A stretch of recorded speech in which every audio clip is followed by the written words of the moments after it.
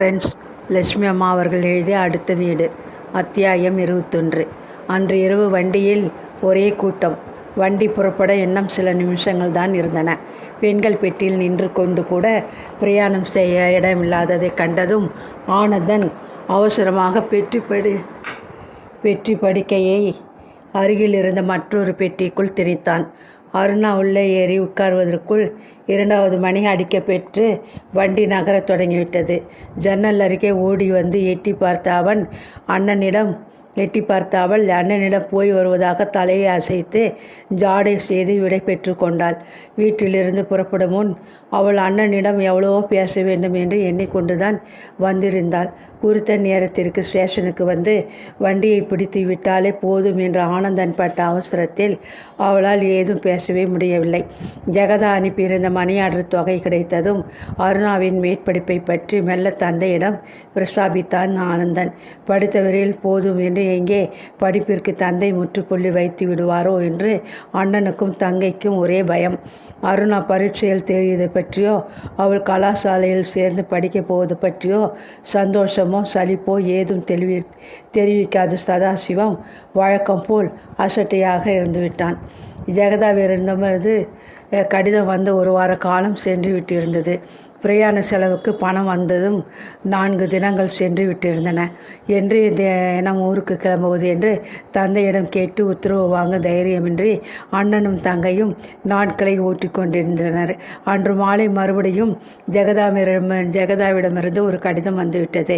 பணம் அனுப்பியும் ஊருக்கு புறப்படாது அங்கேயே பொழுதை கழித்து கொண்டு அருணா வாளாயிருப்பதன் மர்மம் யாது என்றும் உடனே புறப்பட வேண்டும் என்று மிகவும் கோபித்து கொண்டு கடிதம் போட்டிருந்தாள்.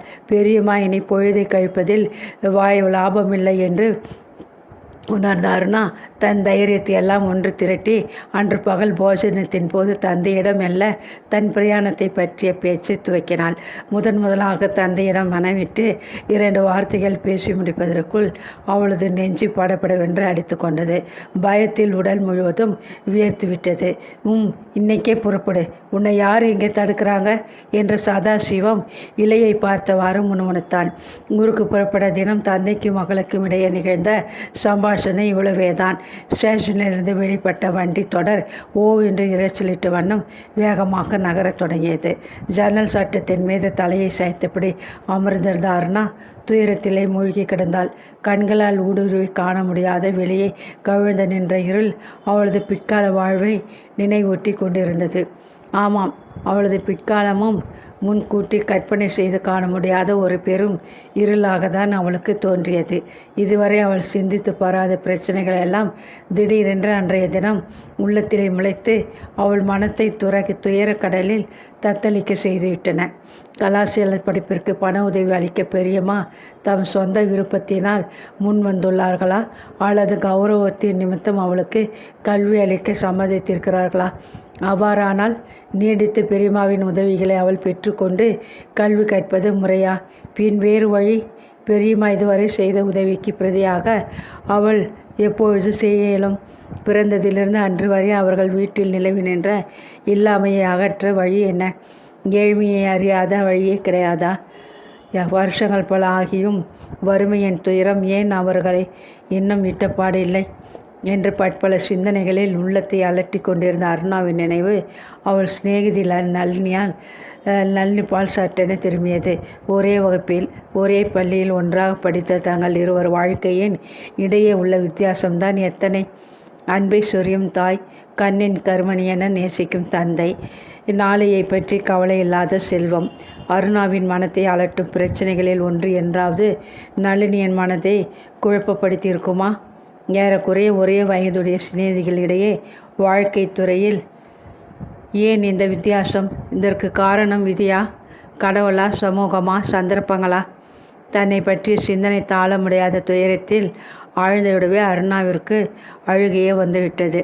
அடுத்த ஸ்டேஷன் நெருங்குவதை உணர்ந்ததும் கண்களில் பொங்கும் கண்ணீரை ரகசியமாக துடைத்து கொண்டு ஜன்னல் வழியே வேடிக்கை பார்ப்பது போல் பாவனை செய்தவனும் முகத்தை வெளியே திருப்பிக் கொண்டு உட்கார்ந்து கொண்டாள். அந்த ஸ்டேஷனில் வண்டி சில நிமிஷங்கள் தான் நின்றது.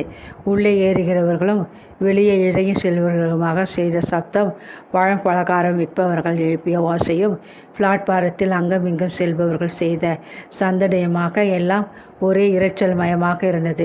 சற்று தூரத்திலே அமைந்திருந்த குழாயில் நீர் பிடித்து கொண்டிருந்த வயோதிக மாது ஒருத்தியை வேடிக்கை பார்த்த வண்ணம் தன்னை மறந்திருந்தார்னா தன் பெயரை சொல்லி யாரோ அழைப்பதை கேட்டு திடுக்கிட்டு மறுபக்கம் திரும்பினாள்.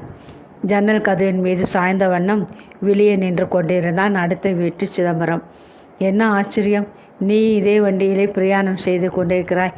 நம் ஊர் ஸ்டேஷனில் ஏறும்பொழுது உன்னை நான் கவனிக்கவில்லையே என்று கூறிய சிதம்பரம் அவள் பதிலளிக்கும் முன் வண்டிக்குள் ஏறி கூட்டத்தை தள்ளி கொண்டு அவள் எதிரே அப்பொழுதுதான் காலியான இடத்தில் வந்து உட்கார்ந்து கொண்டான். நீங்களும் இன்று ஊருக்கு போல காண்கிறது என்று கூறிய அருணாவுக்கு என்ன பேசுவதென்றே விளங்கவில்லை. சிதம்பரத்தை கண்டதும் அவள் பெரும் குற்றவாளி போல் மிரட்சியுடன் விழித்தாள். அவர்கள் வீட்டிற்கும் அடுத்த வீட்டிற்கும் இடையே இடைந்து கடந்த இடைச்சுவர் மீண்டும் புதுப்பிக்க பெற்று பிறகு அருணா அடுத்த வீட்டின் திக்கு பக்கம் கூட திரும்பி பார்ப்பதை நிறுத்திவிட்டிருந்தாள்.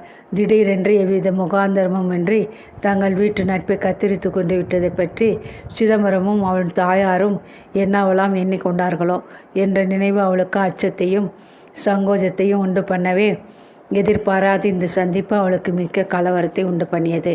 நானும் பட்டணத்துக்கு தான் வருகிறேன். நாங்கள் ஆரம்பிக்கவிருக்கும் பால் பண்ணை சம்பந்தமாக அங்கே இரண்டொருவரை நான் சந்தித்து கலந்து ஆலோசிக்க வேண்டி இருக்கிறது. பண்ணைக்கு சில சாமான்களை வாங்க வேண்டியுள்ளது. இன்னும் பல அலுவல்கள் நிமித்தம் அவசரமாக இன்று சாயங்காலம் திடீரென்று நினைத்து கொண்டு கிளம்பினேன் என்று கூறி புன்முறுவல் செய்த சிதம்பரம் சிறிது நேரம் அவள் முகத்தையே உற்று பார்த்து கொண்டிருந்தான். அப்படியா, உங்களுடைய சாமான்கள் எல்லாம் வேற பெட்டியில் இருக்கிறது என்று சொல்லுங்கள். அவைகளை அங்கே விட்டு என்று முடிக்காது நிறுத்தினாள் அருணா. என்னுடைய சாமான்கள் அனைத்தும் இந்த சீர்கை பையில் அடங்கி கிடக்கின்றன. நான் பட்டணத்தில் அதிக நாட்கள் தங்கப் போவதில்லை. காரியமானதும் நாளை இரவே மீண்டும் திரும்பி விடுவேன். என்னை பற்றிய விஷயங்கள் இருக்கட்டும். மேலே படிப்பதற்காக நீ பட்டணத்திற்கே திரும்ப போய் கொண்டிருக்கிறாய் என்று யூகிக்கிறேன். ஆமாம், நான் உன்னை ஒன்று கேட்க விரும்புகிறேன். திடீரென்று என்னுடன் பேசுவதை நீ ஏன் நிறுத்தி கொண்டாய்? என் தாயாரிடம் கூட பேசுவதை ஏன் நிறுத்தி கொண்டாய்? அது போகட்டும். நீ பாஸ் செய்து சந்தோஷ சங்கதியாவது எங்களிடம் தெரிவிக்கக்கூடாதா? ஊருக்கு கூட சொல்லாமல் அல்லவா கிளம்பி விட்டிருக்கிறாய்? எங்கள் நட்பை திடீரென்று புறக்கணித்து விட நாங்கள் செய்த குற்றம் என்ன? உன்னை வெளியே எங்கேயாவது பார்த்தால் இதை பற்றி கேட்டு விடுவதென்று கொஞ்சம் நாட்களாக துடித்து கொண்டிருந்தேன் என்றான் சிதம்பரம். தங்கள் சம்பாஷணையை பெட்டியில் உள்ள மற்ற பிரயாணிகள் யாரேனும் கவனிக்கிறார்களா என அச்சத்துடன் அருணா தன்னை சுற்றிலும் ஒரு முறை கவனித்து கொண்டாள். அவரவர்கள் முறையே தன்னந்தனியே தங்கள் நண்பர்கள் உறவினர்களுடன் மும்முரமாக சம்பாஷித்து கொண்டு இருந்ததை கண்ணுற்ற கவலை நீங்கியவளாக மெல்லிய குரலில், காரணம் உங்களுக்கு விளங்கிவிட்டிருக்கும் என்று எண்ணுகிறேன். இடைச்சுவரை எழுப்பி 2 வீட்டையும் பிரிக்க விரும்பிய என் தந்தை அடுத்த வீட்டவர்கள் சிநேகிதத்தை விரும்பவில்லை.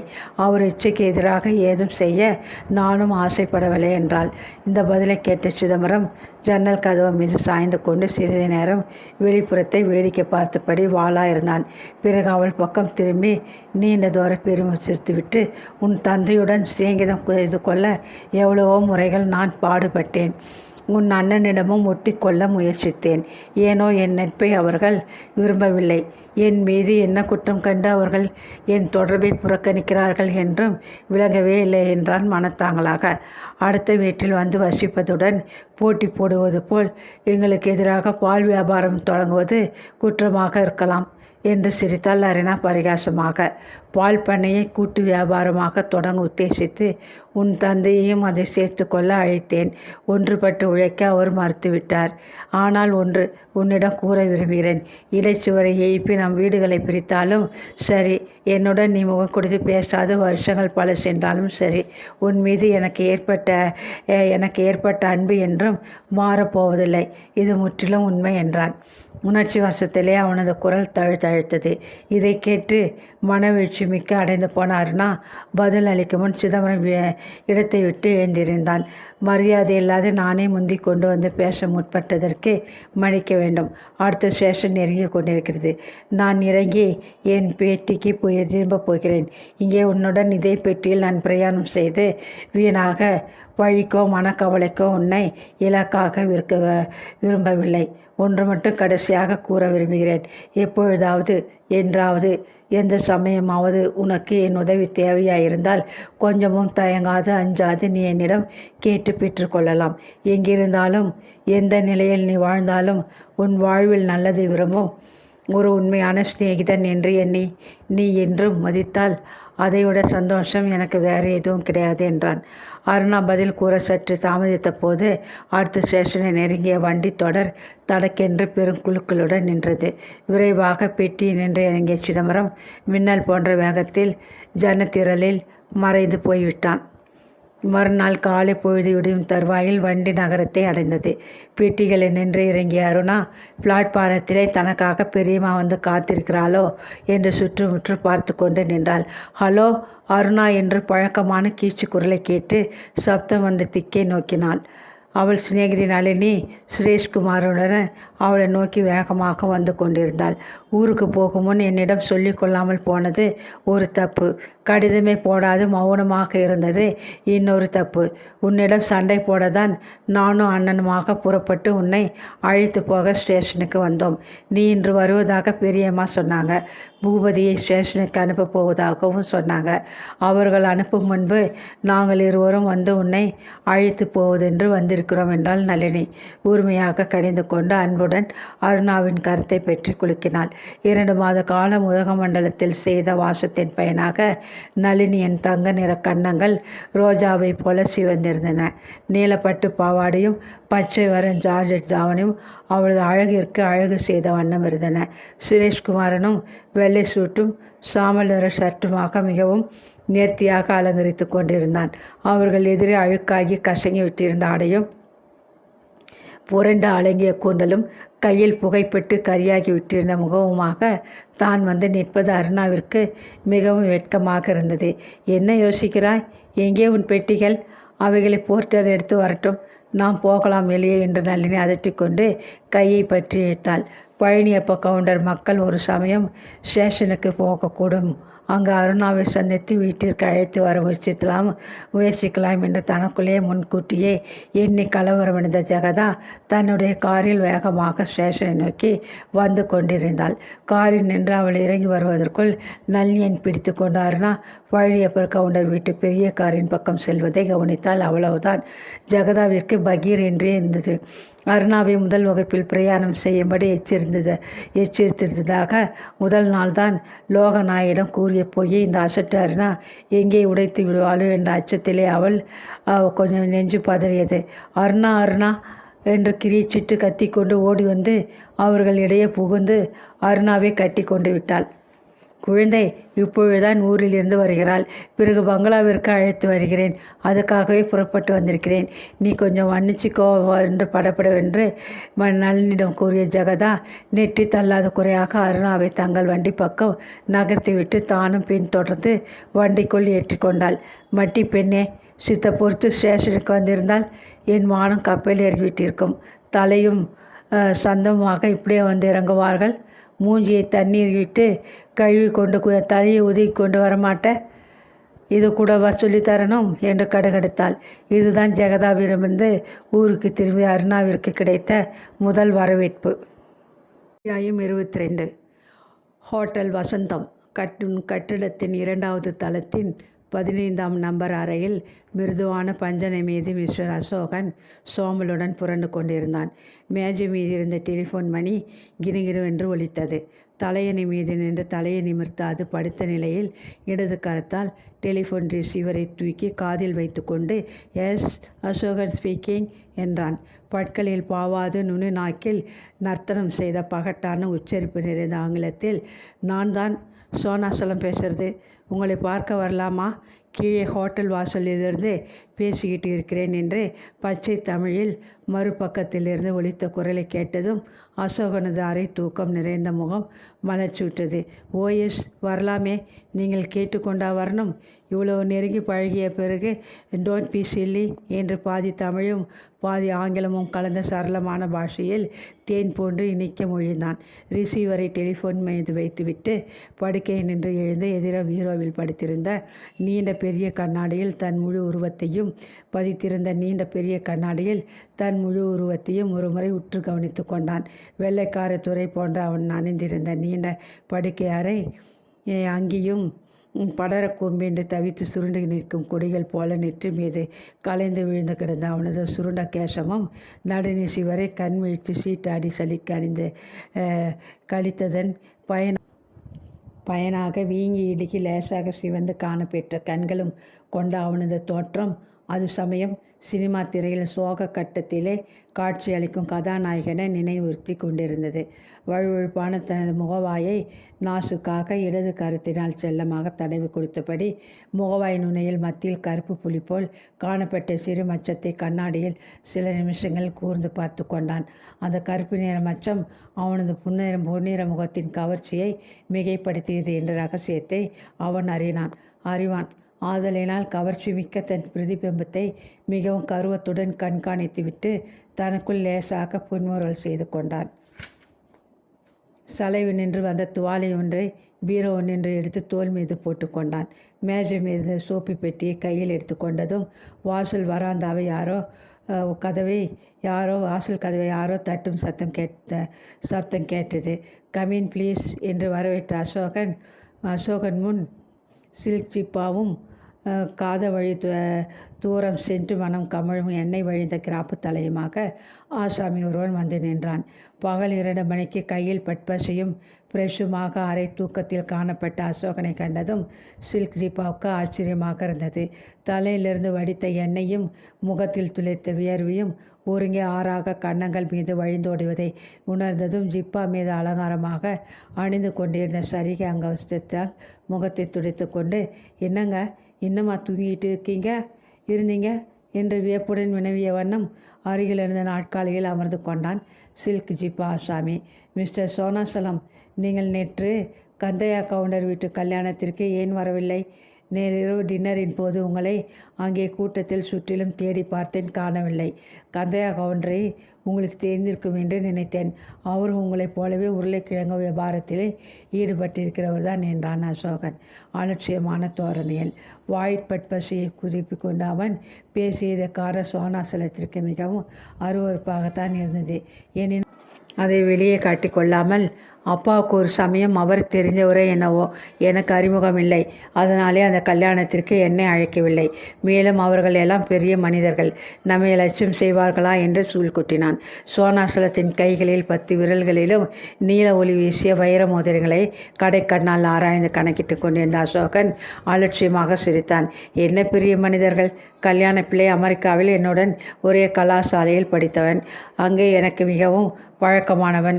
அந்த ஒரு காரணத்திற்காக நான் நேற்று கல்யாண விருந்துக்கு போக நேர்ந்தது. திரும்பி வரும்போது இரவு மணி 2 ஆயிற்று. பணம் இருக்கிறதை தவிர கந்தையா கவுண்டருக்கு அதை விமர்சையாக செலவழிக்கும் வகை தெரியவில்லை. விருந்து அப்படி ஒன்றும் பிரமாதமில்லை. ஒரே காட்டு மிராண்டி கூட்டம், சகிக்கலை. உங்களை விட அவர் ஒன்றும் அந்தஸ்தில் அப்படி உயர்ந்தவர் இல்லை. உங்களைப் போல் அவரும் கிராமத்திலே பல நாட்கள் இருந்து விட்டிருந்ததால் அவரை பற்றி இங்கே பட்டணத்திலே யாருக்கும் தெரிந்திருக்காது. அது கிடக்கு விட்டு தள்ளுங்கள். நாளைக்கு நீங்கள் ஆரம்பிக்க போகும் பிஸ்னஸ் வெற்றி அடைந்துவிட்டால் இந்த பட்டினம் ஒன்று மட்டும் என்ன, இந்த பாரத கண்டம் முழுவதிலும் உங்கள் பேர் மூளைக்கு மூளை, சந்துக்கு சந்து அடிபட போகிறது. கந்தையா கவுண்டரை விட பெரிய பிஸ்னஸ் புள்ளிகளை நான் பார்த்திருக்கிறேன். அவர்கள் அனைவரையும் தூசுக்கு சமமாக ஊதிவிட்டிருக்கிறேன் என்று அட்டகாசம குரலில் பேசினான் அசோகன். பிறகு தாழ்ந்த குரலில் மிகவும் தனிவாக தொடர்ந்து கூறினான். மிஸ்டர் சோனாசலம், நீங்கள் முகராசி என்பதை நம்புகிறீர்களோ இல்லையோ தெரியாது. எனக்கு அதில் ரொம்ப நம்பிக்கை உண்டு. உங்களை அன்றைய தினம் குதிரை பந்தய மைதானத்தில் பார்த்தவுடனே என்னை அறியாத மனதில் ஒரு பற்றுதல் ஏற்பட்டுவிட்டது. குழந்தை போன்ற உங்கள் பேச்சு, கள்ளக்கபடமற்ற தன்மை, நாணயம் என்று எல்லாம் மிகவாக அப்படியே கவர்ந்து விட்டன. உங்களது நாணயத்தன்மைக்காகவே உங்களை உடனே நான் ஆரம்பிக்கப் போகும் பாதரட்சி வியாபாரத்தில் ஒரு பாகஸ்தராக சேர்த்து கொள்ள சம்மதித்தேன் என்றான் பகட்டாக. முகஸ்துதியை கேட்டதும் சோனாசலத்தின் முகத்தில் வியர்வைக்கு பதில் இப்பொழுது அசடு வழிந்தோடியது. ஒரேடியாக அப்படியே என்னை புகழ்ந்து பேசுகிறீங்க. உங்களையும் பரஸ்பரம் எனக்கு பிடித்து போயிற்று. அதனால்தான் இவ்வளோ பெரிய தொகையை நம்பிக்கையோடு கையெழுத்து கூட பெறாமல் முன்பணமாக கொடுத்து விட்டிருக்கிறேன் என்று கூறிவிட்டு தனது 32 பட்களையும் காட்டினான். அப்படி ஒரு வார்த்தை சொல்லிவிட்டீர்களே. நோ நோ நோ, நான் யாரிடமும் பிஸ்னஸ் விஷயத்தில் ஜரூராக நடந்து கொள்கிறவன். இதோ வந்துவிட்டேன் என்று கூறிவிட்டு அசோகன் அருகிலிருந்து குளிக்கும் அறைக்குள் மின்னலை போன்ற வேகத்தில் மறைந்தான். சில நிமிஷங்களில் அங்கிருந்து வெளிப்பட்ட அவனை ஏற இறங்க கவனித்த சோனாசலத்தின் கண்கள் வியப்பினால் வெடித்து விடும் போல் இருந்தன. நெற்றி மீதான மேலே அழகாக மடித்து வார பெற்றிருந்த சிகையும் மடிப்பு கலைக்காத புல்ஷோட்டும் சில்க் புஷ்கோட்டும் பளபளவென்று மின்னிய பாதரட்சிகளுமாக மிகவும் நாகரிக புருஷனாக கம்பீரமாக வந்து எதிரே இருந்த சோஃபாவில் சொகுசாக சாய்ந்து கொண்டான் அசோகன். சோனாசலத்தின் ஆச்சரியத்தை கவனியாதவன் போல், மிஸ்டர் சோனாசலம், நாம் இருவரும் பிஸ்னஸ் ஆரம்பிக்கும் முன் சில வார்த்தைகள் என்னை பற்றி கூறிவிட வேண்டியது கடமையாகின்றது. முருகூர் ஜமீன் என்று கேள்விப்பட்டிருப்பீர்கள். முருகூரின் ஜமீன்தாரின் 2வது புத்திரன் நான். அப்பா இறந்து போன சமயம் நான் வெளிநாட்டில் இருந்து விட்டேன். அவர் காலமான அடுத்த வருஷம்தான் நான் திரும்பி வந்தேன். இடையே நான் இல்லாத சமயம் பார்த்து ஜமீனுக்கு சொந்தமான விலையுறந்த ஆபரணங்கள், வைரங்கள், முத்து நகைகள் அனைத்தையும் விற்று பணமாக்கி எடுத்துக்கொண்ட அண்ணன் எனக்கு துரோகம் செய்துவிட்டார். பாக பிரிவினையில் ஏற்பட்ட மனஸ்தாபத்தில் அண்ணன் மீது கோபித்து கொண்டு கட்டிய துணியுடன் வெளியில் புறப்பட்டவன். வருஷம் 10 ஆகப் போகிறது. இன்னும் அவர் முகத்தில் விழிக்கவில்லை. நானே சிரமப்பட்டு பிஸ்னஸ் செய்து சொந்தமாக முன்னுக்கு வந்த மனிதன் நான். அதனால் எனக்கு நாணயம்தான் முக்கியம் குறிக்கோள் என்று ஒரு சிறு குட்டி பிரசங்கம் செய்தான். முருகூர் ஜமீனுக்கும் அசோகனுக்கும் ஸ்நான பிராப்தி கூட கிடையாது என்ற ரகசியம் அசோகன் ஒருவனுக்கு தான் தெரியும்.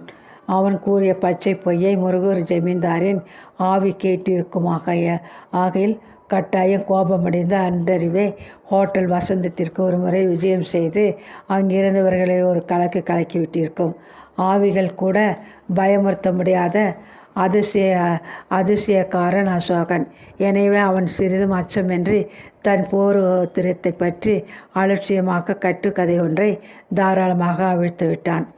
உங்களை பார்த்தாலே பெரிய இடத்து பையன் என்று முகம் சொல்கிறது என்று பல்லை காட்டிய சோனாசலம் இடுப்பு பெல்ட்டில் பத்திரமாக பதுக்கி வைத்திருந்த பெரிய மணி பரிசை தேடி எடுத்தான். பரிசை திறந்து உள்ளே அடுக்காக திணிக்க பெற்றிருந்த ரூபாய் நோட்டு கத்தியை இழுத்து பயபக்தியுடன் அசோகனிடம் நீட்டினான். மிகவும் அசட்டியாக அதை வாங்கி மேஜை மீது போட்டுவிட்டு அருகில் இருந்த மின்சார மணியை அழுத்தினான் அசோகன். உடனே பணியுடன் உள்ளே வந்து நின்ற ஹோட்டல் பையனிடம் 3 பேர்களுக்கு காஃபியும் டீயும் கொண்டு வா. அத்துடன் 5ஆம் நம்பர் அறையில் உள்ள நண்பர் வடிவேலுவை நான் அழைத்ததாக வர சொல் என்று உத்தரவிட்டான். சோனாசலத்தை குதிரை பந்தய மைதானத்தில் எதேச்சையாக சில தினங்களுக்கு முன் சந்திக்காதிருந்தால் அசோகனது உத்தரவை ஹோட்டல் பையன் அலட்சியப்படுத்தியிருப்பான். 4 மாதங்களாக அறைக்கும் வாடகை கொடுக்காது கடலில் சாப்பிட்டு கொண்டு காலம் கழித்த அவன் மீது ஹோட்டல் முதலாளிக்கு நம்பிக்கை குறைந்தது. அந்த வார முடிவிற்குள் ஹோட்டலுக்கு சேர வேண்டிய பணத்தை அவன் கொடுக்காவிடில் அவனுக்கு சாப்பாடு, காஃபி, பலகாரம் முதலியவை பரிமாறப்படக்கூடாது என்று முதலாளி தமது சிப்பந்திகளுக்கு கடும் உத்தரவு போட்டிருந்தார். ஹோட்டலில் தனக்கு இருந்த செல்வாக்கு பொருளாதார நெருக்கடியால் குறைந்து போனதை அசோகன் அறியாமல் இல்லை. இவ்வாறு நேருவது அவனது வாழ்க்கையில் அதில் முதல் தடவையும் அல்ல. தனது பொய்யான அந்தஸ்து அம்பலமாகி சலுங்கை குறைந்தவுடன் அவன் பணத்திற்கு ஏதாவது ஒரு வழி செய்துவிடுவது வழக்கம். இம்முறை சிறிது அசட்டையாக இருந்ததில் கையில் பணம் இன்றி சில தினங்களில் ஹோட்டலில் நின்று வெளியேறும் பயங்கர நிலைமையை அடைந்து விட்டிருந்தான். ஆனால் அதை பற்றி எண்ணி அசோகன் மனம் கலங்கவில்லை. அவனது வியாபார வலையில் அடிக்கொரு முறை நல்ல பணமுள்ள புள்ளிகள் எதேச்சையாக சிக்கிவிடுவது வழக்கமாக்கி விட்டிருந்தது.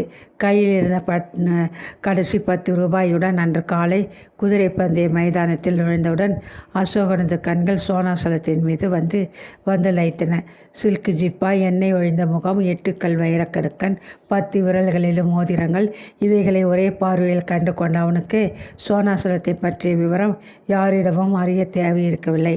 பாடுபட்டு நெற்றி வேர்வில் நிலத்தில் விழ அப்பா சம்பாதித்து சேர்த்து வைத்திருக்கும் சொத்துக்களை அழிக்க அவதரித்திருக்கும் 10ஆம் வாசலே சோனாசலம் என்பதை நொடியில் யூகித்து கொண்ட அசோகன் மிகவும் பழகியவன் போல் அவனை நெருங்கி உறவு கொண்டாடத் தொடங்கினான். பந்தய மைதானத்தில் நின்று வெளிப்பட்ட சோனாசலம் அடுத்த 2 தினங்கள் அசோகனின் ஸ்போர்ட்ஸ் மாடல் காரில் பட்டணத்தை சுற்றி பவனி வந்து கொண்டிருந்தான். பல நாட்கள் பழகிய நண்பர்கள் போல் இருவரும் சேர்ந்து சாப்பிட்டார்கள், சேர்ந்து சினிமா பார்த்தார்கள், சேர்ந்து ஊரை சுற்றி வந்தார்கள்.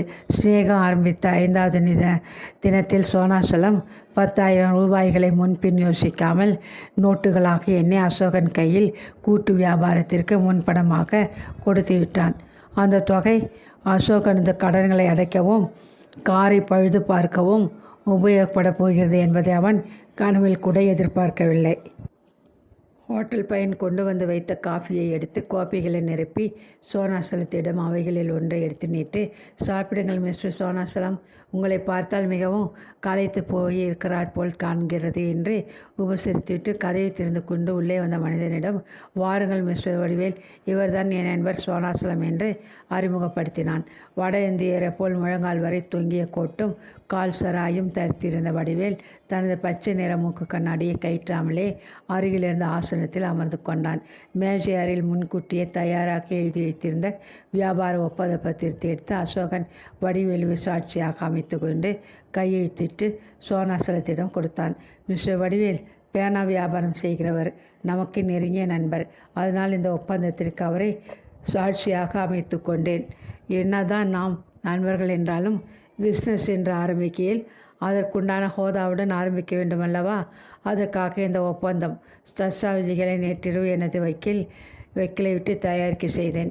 அதில் உள்ள ஷரத்துகள் உங்களுக்கு சாதகமாகவே இருக்கின்றன. சந்தேகம் இருந்தால் உங்கள் வக்கீலிடம் காட்டி தெளிவு செய்து கொள்ளலாம் என்று மிகவும் பகட்டாக பேசினான். ஸ்டாம்பு பேப்பரில் எழுதப்பெற்றிருந்த அந்த தஸ்தாவேஜை 2 முறை வாசித்த திருப்தி அடைந்த சோனாசலம் அதை தன் மணிப்பரிசில் பத்திரப்படுத்தி கொண்டு எழுந்திருந்து அசோகன் வடிவேல் இருவரது கரங்களையும் அன்புடன் பற்றி குலுக்கிவிட்டு விடை பெற்று கொண்டு புறப்பட்டான்.